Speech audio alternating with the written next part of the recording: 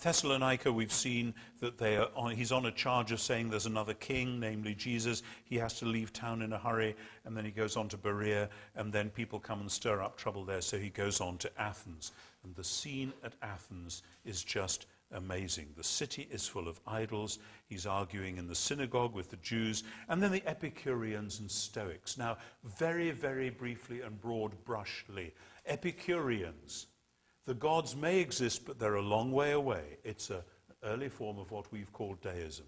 And our job is just to get on and make life as tolerable for ourselves as we can in the present, without reference to these distant, detached, uncaring divinities. They're very happy because they're a long way away from us, so they don't need to bother. Stoicism does it completely the other way around. God and the world are basically the same thing. It's a form of pantheism. Problem with pantheism is, of course, it cannot explain the problem of evil, cannot have a solution to the problem of evil, because whatever is divine, so that if you don't like it, tough, that's just the way the world is, and you're always free to leave. As Epictetus says frequently, the door stands open. In other words, suicide.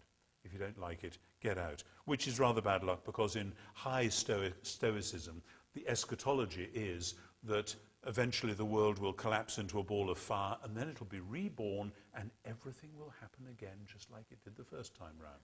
Oh, no. That's very nice if you're a rich, happy aristocrat. It's pretty depressing for everybody else. Anyway, what we then see is Paul put up on the Areopagus, which is a court. It's not a philosophical debating society.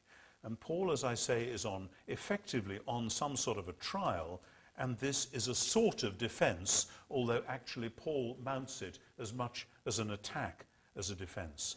And some point, not tonight, but it would be fun if you could explore what in Athenian mythology the Areopagus was there for. It was there to establish true justice. Go back to the play of Aeschylus, the Eumenides, one of the earliest plays in the Greek canon.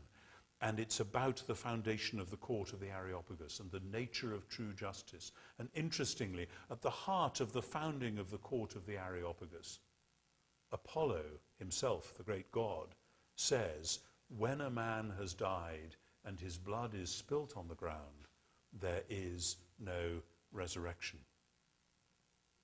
So when Paul comes to Athens, people have often said, people who believe in natural theology and so on have often said, there we are, there's all these signs and signals of divinity in the local culture, and Paul just builds on, here's the altar of the unknown God. Fine, you're already worshipping God, I just need to help you draw out a bit more who he really is. And here some of your poets have said these wonderful things. I'm going to quote them because they're absolutely right. So actually all you need is not really to be converted, you just need to become a bit more explicit and have a bit more teaching about what the faith really involves. There's a whole sort of liberal swathe of exegesis of Acts 17 which has gone that route, which ignores the other things that are going on in this passage.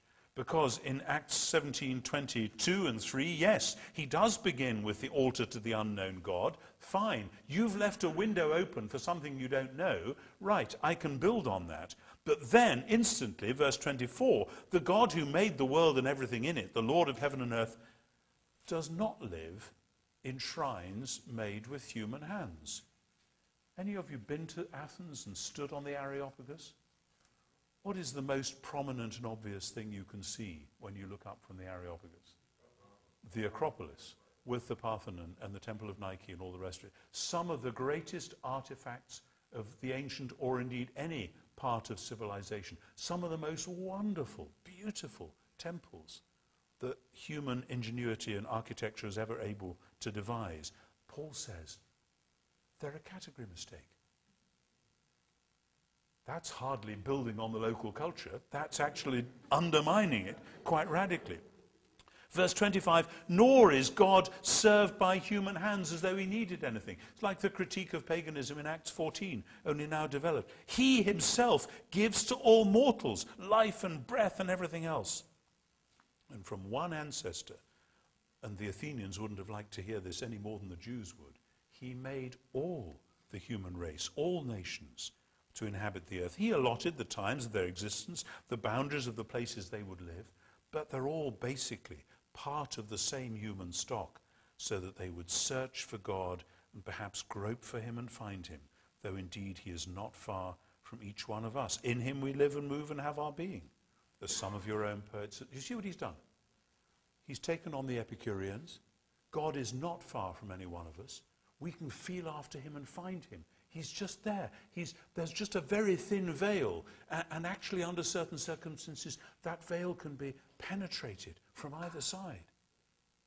And he's taken on the Stoics because they think that God and the world are substantially the same thing. No, God is the creator of the world. And then, though Luke hasn't mentioned it, he also takes on the academics. Cicero was an academic over against a Stoic or an Epicurean. Academic is basically somebody who says, well, the gods may exist, but we can't actually be quite sure about them because there's really not enough evidence, so we better keep the old religion going just in case. A position which sadly is not unknown among Anglicans, but that's another story. No Presbyterian would ever have said that, would they? And so you see verse 30. God has overlooked the times of human ignorance, but now, is that not a famous Pauline phrase? But now he commands all people everywhere to repent, because he's fixed a day. Suddenly, here is a Jewish worldview with a specifically Christian twist landing on the doorstep of ancient paganism. Paganism, apart from that Stoic thing about the world collapsing into fire and being reborn again, paganism doesn't have much of an eschatology. It doesn't have a big story into which you fit, except, of course, the Roman imperial story. That's a whole other business. Come back to that. Judaism says, because God is the creator, God is going to sort out the world once and for all. Creation and, in this sense, judgment are the foundations of Jewish-style monotheism. And the Christian difference is that we now know the name of the judge. God has fixed a day on which he will put the world to rights by a man whom he has appointed, and of this he's given assurance to all by raising him from the dead. Romans 1:4 plus Romans 2:16.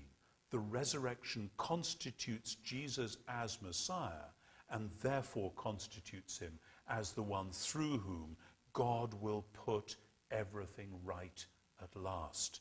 And that is the shock message, which is a slap in the face for the philosophers of Athens. However, this is a very, very clever piece of speaking and writing, because Paul has upstaged their charges. Are you preaching about foreign divinities? No, I'm not telling you about foreign divinities.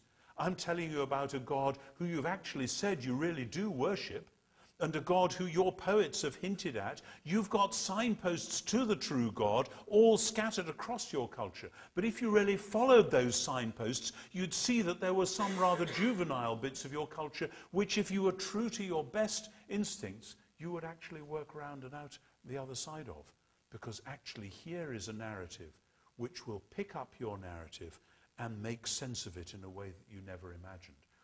The Jewish and Christian critique of paganism is not, you're just wrong, get out of here. It's that you're picking up signals, but you don't know how to interpret them. And you need to step back from all the ways you've been doing it wrong. And here's how to do it right. Of course, they laugh. People do laugh.